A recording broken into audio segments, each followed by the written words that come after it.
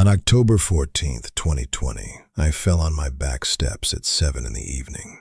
I lay there in the rain for 2 hours. Not because I couldn't move, because I had spent 60 years being the man who didn't need help, and I had trained everyone around me so completely that nobody thought to check. I drove through a snowstorm to carry a stranger out of a burning house. I went back in for his dog. I kept 30 years of logbooks, every person I helped, every call, every name. My daughter found them after the fall and said she never knew they existed. Neither of us could explain, until then, why nobody came. On the night of March 3rd, 1987, I drove through a snowstorm to pull a man I barely knew out of a burning house. Not because anyone called me, because I saw the smoke from my window. And seeing the smoke and staying home was not something I was built to do. I got there before the trucks. The man's name was Gerald Purcell, and he had lived 4 houses down from me for 11 years, and we had never had a real conversation, and I carried him out of his kitchen in my arms and set him on the lawn and went back in for his dog. That is who I was for 60 years, the one who went back in for the dog. I want to tell you what it costs to be that person. Not what it gives you. I know what it gives you. I lived it. The gratitude and the reputation and the specific warmth of being the name people say when something goes wrong. I want to tell you what it costs, because I didn't understand the cost until I was 86 years old, lying on my back steps in the rain, and there was no one who thought to check on me. I was a firefighter for 28 years and a volunteer emergency coordinator for 15 years after that. And before all of that, I was just the kind of boy who fixed things. The neighbor boy who helped with the groceries, the teenager who changed the tire, the young man who showed up when people needed showing up to. I did not choose this the way you choose a profession. It was simply the shape of me, assembled early and confirmed by decades of it working. My wife Carol used to say I would show up to a stranger's crisis before I would sit still for my own. She said it without cruelty, more like a woman describing the weather, something she had accepted as a fixed condition of the landscape. She was right. I know she was right. I knew it then, in the soft way you know things that you are not ready to do anything about. I kept a logbook, 30 years of it, 4 notebooks, brown covers, my handwriting getting smaller as the years went on and the pages filled. Every call, every person, dates and names and what happened and how it came out. My daughter found them after the fall and called me crying and said she had never known they existed. 30 years of showing up, documented in full, and the person closest to me had not known the record was being kept. That is the shape of the life I built. Thorough, documented, turned entirely outward. I was good at receiving gratitude. I want to say that because I think people assume that men who give a lot are bad at receiving, and that is not exactly it. I could receive gratitude fine. I knew the right thing to say, the modest deflection, the "it was nothing," the "anyone would have done it." What I could not receive was need. What I could not do was call someone and say, "I need something." Not information, not a favor in the practical sense, just the basic human thing of saying, "I'm not okay, and I need you to be here." Sometime in the 1990s, I could not tell you the exact year, somewhere in the middle of the years when everything felt like it was going correctly, a friend called to ask if I could help him move that weekend. I said yes before he finished the sentence. I hung up the phone and went back to whatever I'd been doing. I never once wondered what it would feel like to be the one making that call. That is the seed. Not refusing to help, I had nothing against helping. The seed was the complete absence of imagination for the other side of it. I could not conceive of myself as someone who needed to make that call, and so I never practiced it, and the skill atrophied the way all unpracticed skills atrophy, quietly and without announcement, until the day I needed it and reached for it and found it had gone very thin. Dale Mercer came up through the station with me, retired the same year, lived 20 minutes away, and had been my closest friend for 4 decades. Dale was the kind of man I found, honestly, a little hard to be around sometimes. Not because he was unpleasant, but because he asked for things, openly, without the embarrassment I would have felt in his position. He called when he was struggling. He said when something was wrong. He let his kids see him have a bad day without managing it into something more presentable first. I watched this for 40 years, and I called it, privately, something between softness and self-indulgence.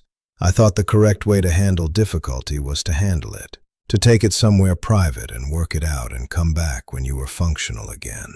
I thought what Dale did was lean on people unnecessarily, and I thought it was a mild imposition. I was wrong about everything. October 14th, 2020, 7 in the evening. I was taking the recycling out through the back door and I missed the step. I have gone over this many times. Not obsessively, just the way you go over something that was a hinge that divided the before from the after. The step was familiar. I had taken it 10,000 times.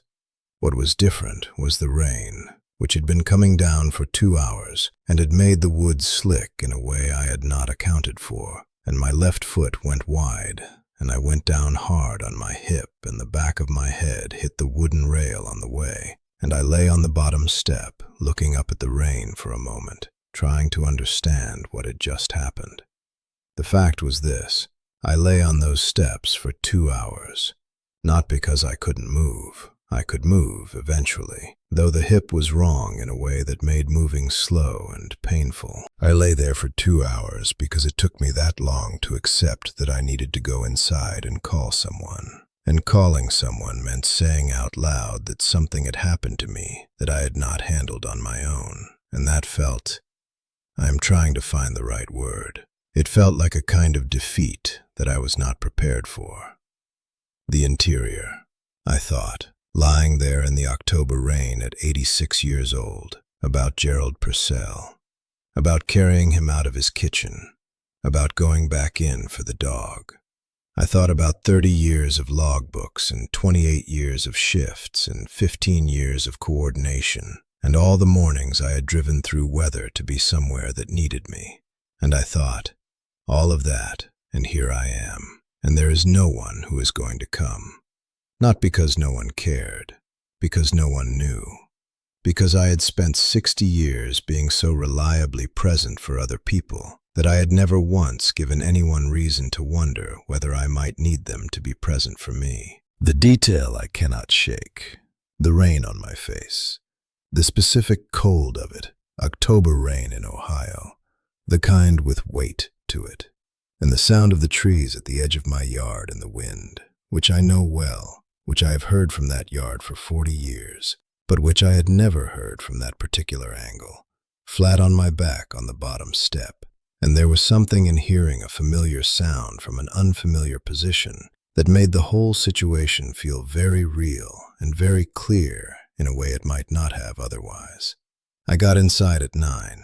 I called my son at 9:15. His first words were, "Dad, why didn't you call sooner?" I did not have an answer. I still don't have a good one. The domino is not complicated. It is just long. I spent 60 years showing up for people and not letting people show up for me. And what I produced was a life in which people understood, without being told, that showing up for me was not something I required. Not because they were selfish. My children are good people. My friends are good people. Because I had trained them.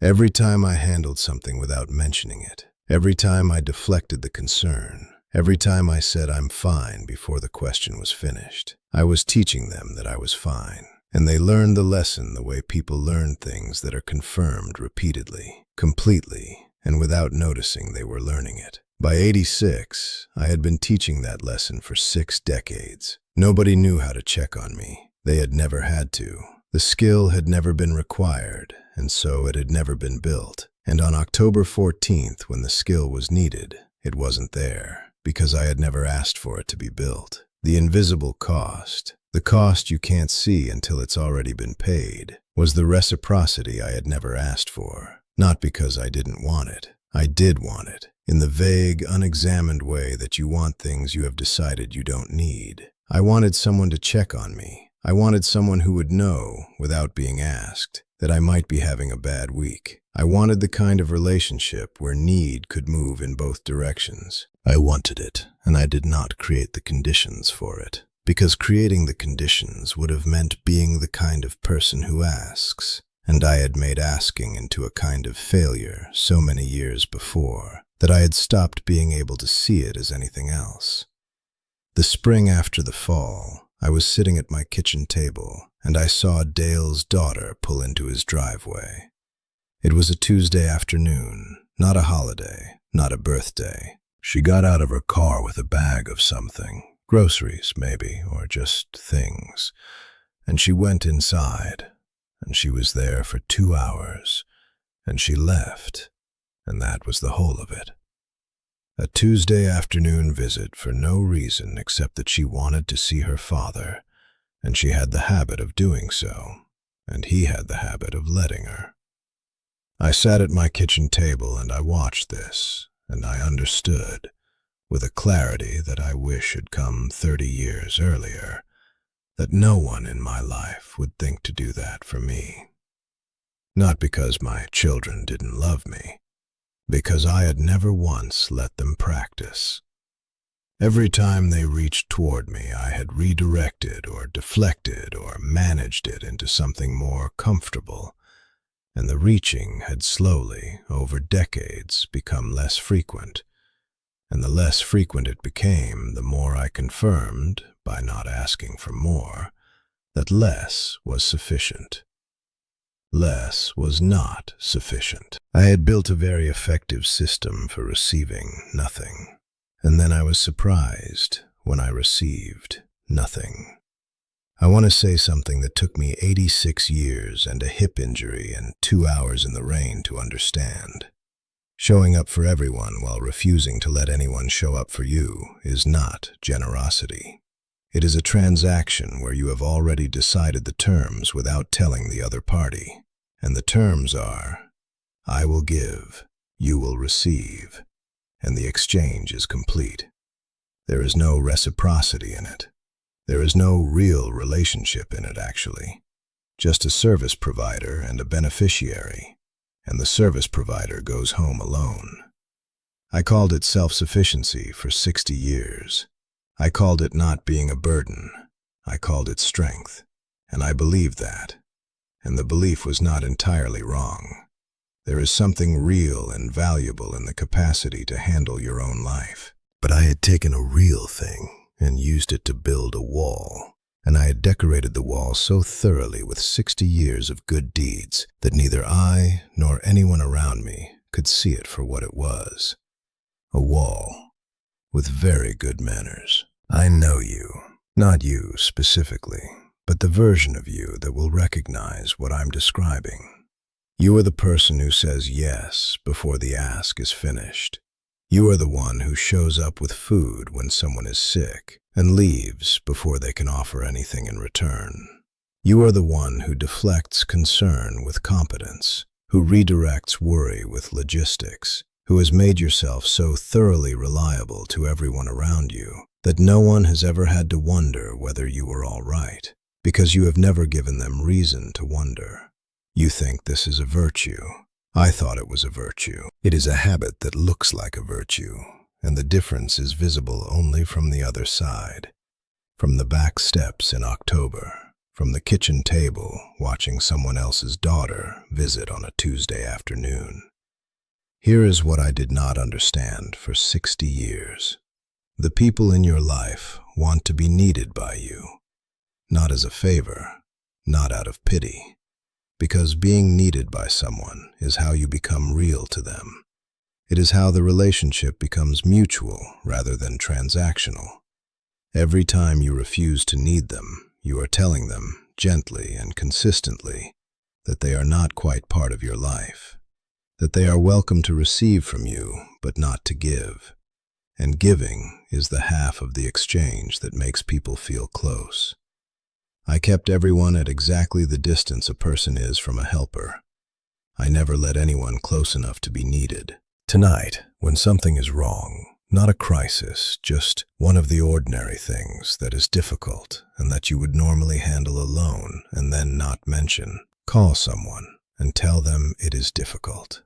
Not for advice, not for help in the practical sense, just to say, this is hard today, and I wanted to tell someone.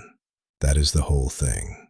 That is the skill I never practiced and that left me on the back steps for 2 hours in the rain. You will feel, the first time, like you are doing something wrong, like you are being a burden, like the self-sufficient person you have spent years building does not do this kind of thing. That feeling is not wisdom. That feeling is the wall. It is the wall protecting itself. Call someone anyway. Let them say something that isn't useful. Let them try and not quite get it right. That is what practice looks like. And you both need the practice. And neither of you will get it if you keep handling everything alone. Tell me in the comments, is there someone in your life who has stopped trying to check on you? Not because they stopped caring, but because you trained them not to. Because I spent 60 years training people very effectively. And I need you to understand what I found at the end of that training.